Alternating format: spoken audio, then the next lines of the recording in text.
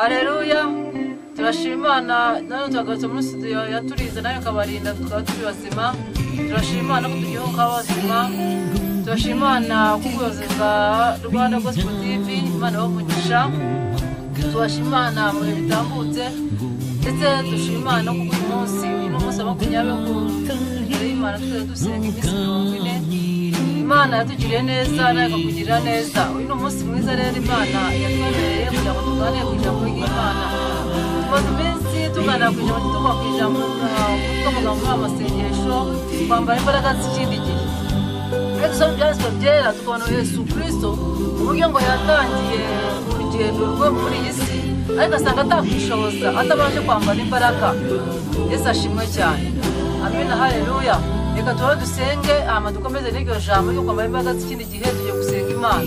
Data mu izina rya Yesu turagushimira wawe natwe watugiriye neza w'icyubahiro. Uri Imana igira neza, uri Imana y'igitangaza mwami wanjye. Tugushimira ko iminsi itambutse, tugushimira uyu munsi umugisha wese uteze mwami wanjye ijambo ry'Imana amatwi. Umugisha mw'amahari, umugisha ufite kandi usendereye. Mu izina rya Yesu mugirire neza, we kwambara imbaraga z'ikindi gihe. Nubwo mwami turi mu kindi gihe kitoroshye, ariko Uwiteka mwami we kwambara imbaraga yo gushobora gutsinda kizaza nacyo. Mwami wanjye ugirire neza, ugirire neza umunyarwanda, ugirire neza mwami wanjye data wa twese yo mu ijuru. Umuntu wese mwami wanjye utega amatwi televiziyo umugisha ukigusha kandi usendereye. Mu izina rya Yesu uhaze kwifuza kwe Mana, icyo wifuza cy'umutima we ugisubize. Ijambo riramubwira ngo iyo upfumbatse igipfunsi cyawe waza kwifuza ko bibaho byose. Nawe waza kwifuza ko mwami waza kwifuza ko waje turi imbere yawe. Izina rigakomeza gushyirwa hejuru. Izina ry'Yesu twizeye. Amen. Yari Imana umugisha, Imana umugisha ngo wese uteze amatwi iyi televiziyo. Imana umugisha ngo wese ukurikirana ijambo ry'Imana. Kandi ijambo ry'Imana tuzi ko ari umuti, tuzi ko ifite imbaraga. Izina rya Yesu rero Imana umugisha wowe uteze amatwi iyi televiziyo umve ijambo ry'Imana. Umwe wese uzafungura akumvira ijambo. Uwiteka Imana azakumvira kandi Uwiteka Imana azaguhaza. Izina rya Yesu Uwiteka akugirire neza. Tumaze iminsi tugana ku ijambo rivuga kwambara imbaraga z'ikindi gihe. Inshuti yanjye zitambara imbaraga z'ikindi gihe unamuka mu nzira zawe zose. Zitambara imbaraga z'ikindi gihe uva ku byizerwa vuba. Zitambara imbaraga z'ikindi gihe ujya mu bihe bikomeye kuba igisubizo cyawe kujya mu bapfumu. Ukumva n'ijya mu bapfumu nibwo gukemura ikibazo. Ukumva zitambara imbaraga z'ikindi gihe iyo ugiye muganga akuti cyangwa se umuganga akuti aho bati ntakindi akajya kwibariza ijya mu bapfumu. Ariko iyo wambaye imbaraga ujya imbere y'Imana ugasenga. Yesu ashimwe cyane. Haleluya. Iyo umuntu atambaye imbaraga z'Imana yumva igisubizo cyo kwa ku bantu, yumva igisubizo cyo kwa ku mapfumu, yumva igisubizo cyo kwa amafaranga, yumva igisubizo cyo kwa abavandimwe.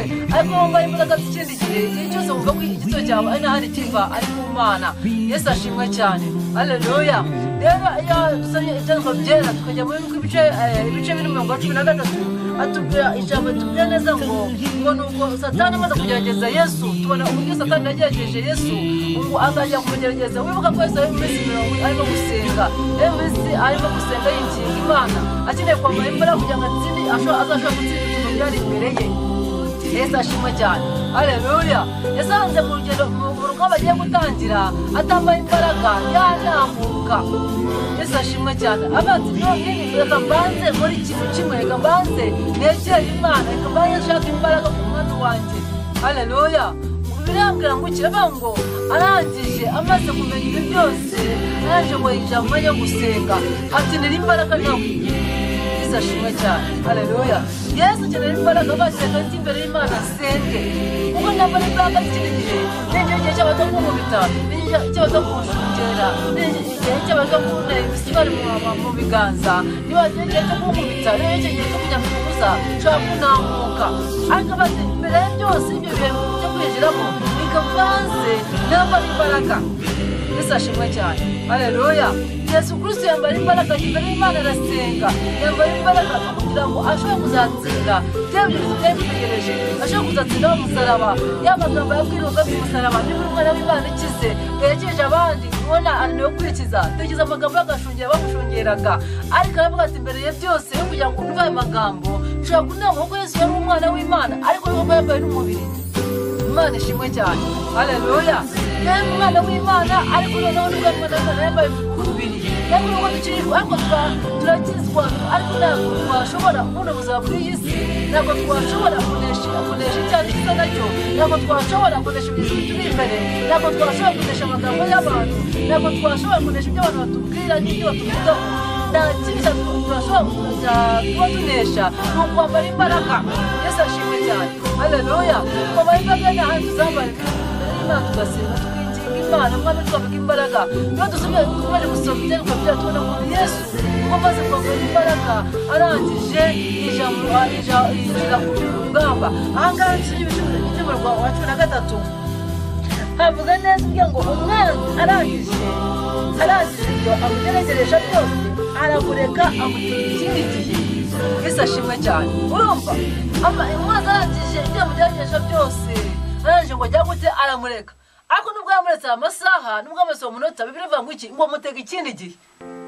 haleluya nubwo muteze ikindi gihe rero Yesu nawe yakimenye ayinjira mu gusenga haleluya kandi icyo gihe yamuteze none Yesu Kristo yagitsinze nawe rero murokore inshuti yanjye senga kugira ngo ushobore kwambara imbaraga z'ikindi gihe senga kugira ngo ushobore gutsinda ibigutegereje imbere yawe ushobora kuba wabihishuriwe ushobora kuba utabihishuriwe ariko ugiye imbere y'Imana ugasenga ikintu icyo ari cyo cyose ntabwo kigushobora ahubwo uragishobora haleluya hari ikigero cy'amafaranga uragitsinda hari ikigero cy'abagabo cyangwa n'abagore uragitsinda hari ikigero cy'ubuzima ubayeho uragitsinda hari ikigero cy'inzara kugira ngo tutane kubera uko ushobora kwiba ugatsinda ikigero cy'inzara Yesu ashimwe iyo ugeze no ku kigero runaka uvuye no gukiza ushobora kujya ku kigero cyo kwambara ubusa ariko iyo kwambaye imbaraga z'ikindi byanga bikunda uratsinda Yesu ashimwe cyane haleluya rero nshuti yanjye injira mu gusenga gusenga Imana winginga Imana igiye kugira neza Imana kugutsindishiriza ndetse no kumusano rishya ukuntu Yesu arashoboye kwakujya gute kwambaye imbaraga z'igihe arasenga reka mubwire ntabwo kandi wibuka ko namusaro mu gusenga ntabwo yaretse kuko ngo yasengaga n'ubwo akutinye ati Yesu umwana w'Imana oya yari umwana w'Imana kandi no mu gusenga bamwe mu gusenga bakuze ntabwo turi kumwegera sinzi ko wowe wabya umugore wowe runaka mwene runaka satani yagutinya ntabwo ushobora gutinya Imana ishimwe cyane haleluya satani nawe yakwegera satani nawe yakugerageza isanisa ariko n'umuntu wambaye imbaraga zo gusenga ukwinjira mu gusenga byanga bikunda uzamutsinda ariko abantu ko inshuti yanjye amagambo ntabwo yagutsindishiriza ntabwo kuvuga neza byagutsindishiriza ntabwo neza byagutsindishiriza nubwo ntabwo tubyo tubikunda ntabwo ushaka byagutsindishiriza umugore cyangwa umugabo inshuti yanjye ubuzima wowe ushaka muri iyi si ntabwo byatuma ushobora gutsinda imbaraga z'umwanzi zagutera ahubwo kuri imbere y'Imana wegera Imana Yesu ashimwe cyane umurokore nyamurokore ntabwo atekereza mu gihugu cyo kujya mu bapfumu Yesu ashimwe cyane iyo wari imbaraga ntabwo ufite kujya mu bapfumu iyo wari imbaraga ntabwo ufite kujya mu kure gusa no guterekera iyo wari imbaraga ntabwo ushobora gutekereza ibitekerezo bidahwanye cyangwa se bitari mu bushake bw'Imana Yesu ashimwe cyane haleluya iyo uri imbere y'Imana rero wongera kwambara imbaraga izindi mbaraga z'umwanzi Yesu ashimwe na yindi mpamvu kwambara imbaraga z'ikindi kugira ngo ushobore kwambara imbaraga zizatsinda imbaraga n'ibishuko by'umwanzi adushikisha isaha umunota ku munota yega no gusinza satani agasinzira yega no turyama tugasinzira yega no dutuza satani akajya tuza amasaha 20 arakora niya aruhutse ba agenti baba bahari ariko nshuti yanjye ndagushishikariza uyu munsi none kwambara imbaraga kugira ngo ushobore gutsinda ibishuko biri imbere yawe wishiye mu gusenga twonye gusenga gukingura ijuru gusenga kumara umubabaro ntabwo ushobora kugira umubabaro kuko nta kintu usanga nta kintu cyashora nibangahe bafite agahinda nibangahe bafite umubabaro ahubwo asanga afite amafaranga afite ubutunzi afite imibereho n'ubwo uyu munsi ariko umuntu wese reka mbabwire nubwo tutarajya dushuka mukanaka n'umukene kanaka n'umukene twese imbere y'Imana turangana Yesu ashimwe cyane haleluya ariko Yesu Kristo yarangije ambaye imbaraga zo gutsinda umwanzi ku musaraba tukomeze kose ibishuko bazanshyira imbere nzabitsinda kubera ko yabahaye aho yagiye tutiranye nawe winjira mu gusenga Yesu Kristo tebuza kugira neza Yesu Kristo tebuza kwambika imbaraga yagiye bireba ngo Yesu imbere ya data avuga ati data n'imbaraga n'abashaka igikombe cy'indege ariko data byo kwa ngo ushaka ahubwo byo gushaka nanjye bavugaga ayo magambo yo gutyo yambaye mu bihe ariko nibaza kwati Imana byo kwa ngo ushaka numva yo nongeze yo wite mu Imana yo kwandika imbaraga nawe umusoro amara imbaraga yo kuza kugira neza Yesu ashimwe cyane haleluya Yesu ari kumwe nawe ukazonjyanirwa kimwe turimo gusoza tugere muri Yesaya 11 umurongo w'8 arabavuga ariko wewe Israel barakuwanje yakobo natoranyije ubyaro rwa Abraham inshuti yanjye wewe nahamagaye nokura kumera z'isi no ku mfuruka zayo nakubwira nti uri umugaragu wanjye natoranyije ntitunguye ntutinye ko ndi kumwe nawe ntukibe ko ndi Imana yawe nzajya ngukomeza ni kuko nzajya ngutabara kandi nzajya nkoramiza ukuboko kw'iburyo ariko gukiranuka kwanjye Yesu ashimwe cyane ukuri Uwiteka byangaye ko umugaragu wanjye inshuti yanjye urubyaro rwa Yakobo inshuti yanjye urubyaro rwa Aburahamu inshuti yanjye hari impamvu Uwiteka Imana itaka Aburahamu inshuti ye Yesu ashimwe cyane kandi ntabwo kuba inshuti y'Imana gato kuza no kuba inshuti y'umuntu ntabwo gato kuza niba ufite inshuti ntabwo uzagira inshuti Yesu ashimwe cyane kuba inshuti y'umuntu reka babwire ikintu kimwe uvugana n'umuntu ntabwo birangira ngo uravugana hari ibyo gutera kujya kuba inshuti yawe amen haleluya rero Aburahamu hari intambwe yateye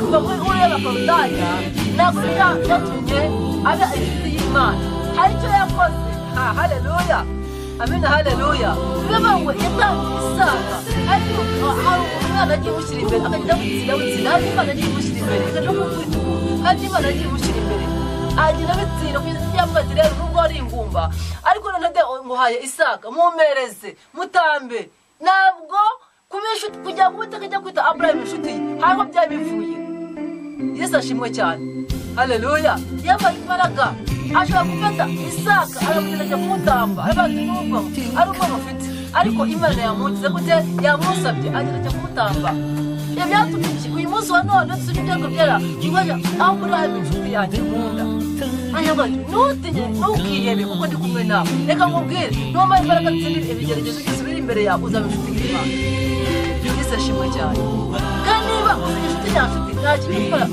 ishimwe inshuti nyanshuti ikuba hafi inshuti nyanshuti irakora niba ufite umuvandimwe muvukana akaba kuba hafi yaneze kuba umuvandimwe ni inshuti Yesu ashimwe cyane niba ufite umubyeyi buri munsi akakuba hafi umwana wenda ukuntu by'umubyeyi twararenze ni inshuti yawe Yesu ashimwe cyane haleluya rero Aburahamu ntabwo byakwiye kuza hari ibyo yakoze abifitiye Imana nawe hari ibyo gukora ukaba inshuti y'Imana hari izindi mbaraga ushobora kwambara ukaba inshuti y'Imana Yesu ashimwe cyane haleluya Aburahamu yambaye imbaraga zituma afata Isaka umwana we umwe w'ikinege amuha ajya kumutambira Uwiteka bituma yitwa inshuti y'Imana Yesu ashimwe cyane haleluya rero nawe hari icyo bigusaba hari icyo ugomba kujya kuri hari imbaraga ziri kubakwanga kujya kuri inshuti y'Imana kandi kuva kuzambara ntabwo uzajya ibishyimbo n'ibirayi n'ibitoki n'ibijeni n'ibyo ngo bihinduka bituma uba inshuti y'Imana hari aho ugomba kujya hari aho ugomba kwinjira hari icyo ugomba gukora ugahinduka inshuti y'Imana Yesu ashimwe cyane haleluya mbe inshuti y'Imana inshuti yanjye ndagushishikariza kuba inshuti y'Imana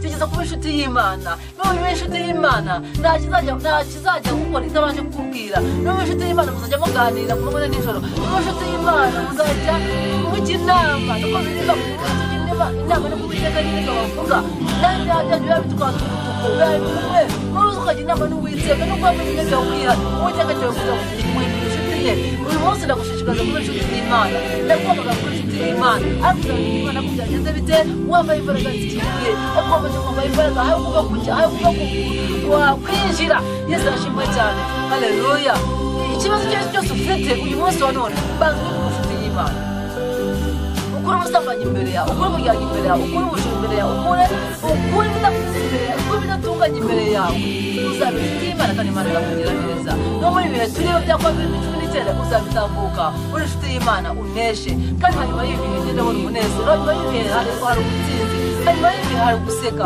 hanyuma y'ibihe hari gusohoka mu masezerano yacu hanyuma y'ibihe duhagarara neza tujye mu bapfumu tujye mu barari ntitujye mu macwezi ntitujye kwivanga mu by'isi ntitujye mu nzoga ntitujye mu musi n'umusambanyi umuntu uzihangana bino bihe turimo ndabona uko aba inshuti y'Imana ndabona imbere hari ubutsinzi ndabona imbere hari kugubwa neza ndabona imbere hari kwica amasezerano yacu ndabona imbere hari umunezero ndabona hari ububyutse budasanzwe kuko twamaze guhinduka inshuti y'Imana Yesu ashimwe cyane soza rero ngo inshuti y'Imana uzaga ibizo byo mu gihugu Imana bahumugisha kandi abagire neza kandi Imana bahaze kwifuza kwanyu Yesu abahumugisha muhinduka inshuti z'Imana inshuti y'Imana Imana ikugire neza kuko Aburahamu yari inshuti y'Imana nawe inshuti y'Imana inshuti yanjye uje mu gusenga ubugingo Imana uyibwabiriza ubwiye byose umutima wawe Imana izakugirira kandi izakugirira Imana bahumugisha kandi abagire neza mu izina rya Yesu amen Usenge Imana data mu izina rya Yesu turagushimira kuko umwami ijambo ryawe ryiza rihumuriza imitima yacu watuwe kwa turi inshuti yawe tuwe kuri inshuti yawe ngo nawe icyo tuzatinya kuko turi kumwe nawe mu izina rya Yesu buri wese wumvira ijambo umugisha kandi umuhe guhinduka inshuti yawe umugirire neza maze kwifuza kwe kandi ubwiza bwakomeza kumukota ubwiza bwakomeza umwami wanjye kumusakaraho urakoze rero ngo kumwe natwe buri wese kuzumva wumvira ijambo ry'Imana umugisha wese mwami utanga amatwi y'ijambo mwami ukemura ikibazo mwami niba arira atangiye guseka niba afite amadeni umwishyurire niba biteretse mwami yishyure kuri Imana itabara kandi Imana igira neza ishimwe cyane byawe Imana bakoresha Amana bagire neza numero yanjye ushaka kumvaga cyangwa se ukohereza ubutumwa kuri WhatsApp kuri